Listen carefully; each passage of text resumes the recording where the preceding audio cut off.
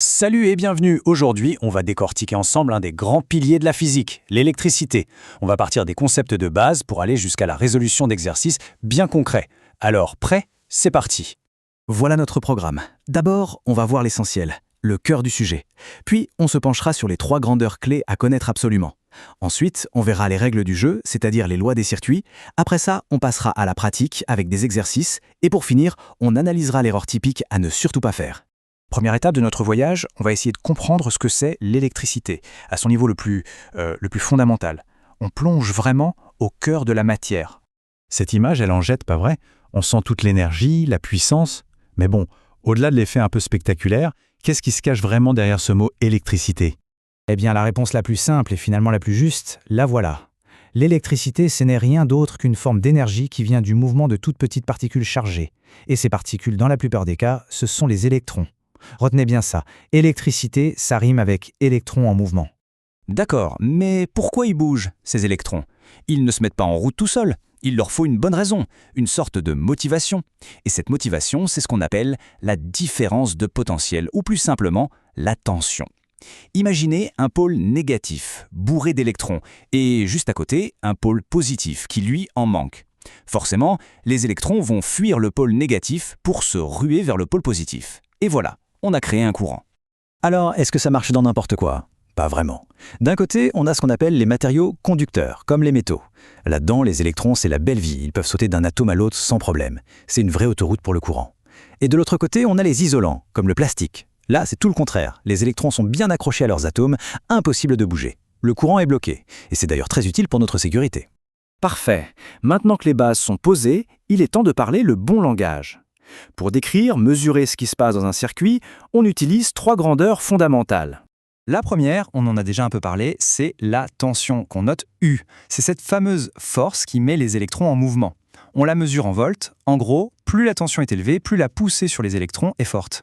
La deuxième, c'est l'intensité, notée I. Si la tension, c'est la force, eh bien l'intensité, c'est le débit.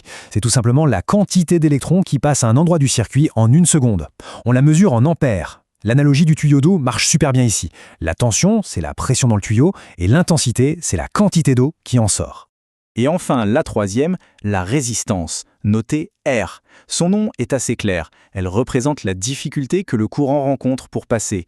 Une ampoule, un moteur, tout composant oppose une certaine résistance. Ça se mesure en ohms. Et logiquement, plus la résistance est grande, plus c'est dur pour le courant de circuler. Ok, on connaît nos 3 joueurs. Tension, intensité, résistance. Il faut maintenant apprendre les règles du jeu, parce que selon la manière dont on branche les composants, ces grandeurs ne vont pas du tout se comporter de la même façon. Alors là, attention, c'est le point absolument crucial. Dans un circuit en série, quand tout est branché à la suite, l'intensité est la même partout. C'est la loi d'unicité. Par contre, les tensions de chaque composant, elles, s'additionnent pour donner la tension totale. Maintenant, si on regarde un circuit en dérivation, qu'on appelle aussi parallèle, c'est l'exact opposé. C'est la tension qui est la même dans toutes les branches, et ce sont les intensités qui s'additionnent. Si on a compris ça, on a tout compris. Bon, à cette théorie, on passe à l'action. C'est en pratiquant qu'on ancre vraiment les choses. Voyons comment on applique ces lois sur un cas concret. Voilà notre circuit. On voit bien que c'est un montage en série, tout est sur la même boucle.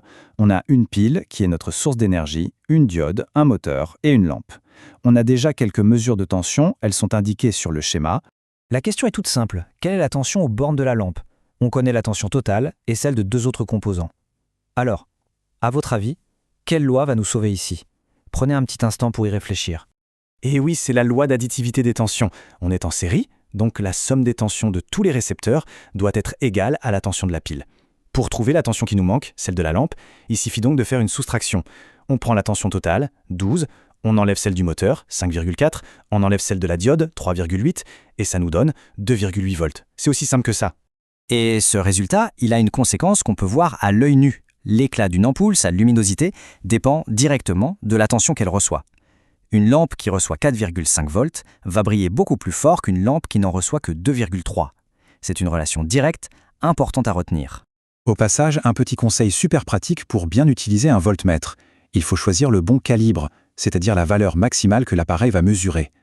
Pour avoir la mesure la plus précise possible, la règle est simple, on choisit toujours le calibre juste au-dessus de la valeur qu'on s'attend à trouver. Par exemple, si on pense mesurer dans les 4,5 volts, on ne prend pas le calibre 2V, c'est trop petit, ni 200V, on perdrait en précision. Le calibre 20V, là, il est parfait. Allez, pour finir, on va parler de l'erreur la plus courante, celle qui fait perdre des points et qui montre qu'on n'a pas bien assimilé les lois. C'est en comprenant les erreurs qu'on apprend le mieux. Voici les relevés d'un élève, appelons-le Hugo, sur un circuit en série avec 3 lampes. Il a mesuré la tension de chaque élément et a tout noté dans son tableau. À première vue, rien de spécial. Mais si on regarde d'un peu plus près, Et qu'on applique la loi qu'on vient de voir, il y a un problème.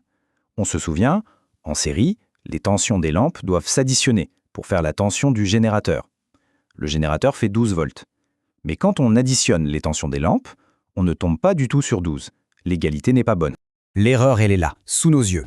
Hugo a tout simplement oublié ou mal appliqué la loi d'additivité des tensions. La somme de ces mesures, 4,2 plus 6,4 plus 4,2, ça fait 14,8 volts, et non 12. Ça ne peut pas marcher. Ces mesures sont donc fausses. Soit il a mal réglé son voltmètre, soit il a mal lu les chiffres. C'est une incohérence, ça ne peut pas exister dans la réalité. Voilà, on a fait le tour des bases. Les notions, les grandeurs, les lois et même un cas pratique. On a vu que tout ça repose sur des règles assez logiques. La question qui reste, et qui ouvre des portes assez fascinantes, c'est comment ces lois toutes simples permettent-elles de faire fonctionner les circuits incroyablement complexes de nos smartphones ou de nos ordinateurs? C'est toute la beauté de la physique. Merci pour votre attention et à très bientôt.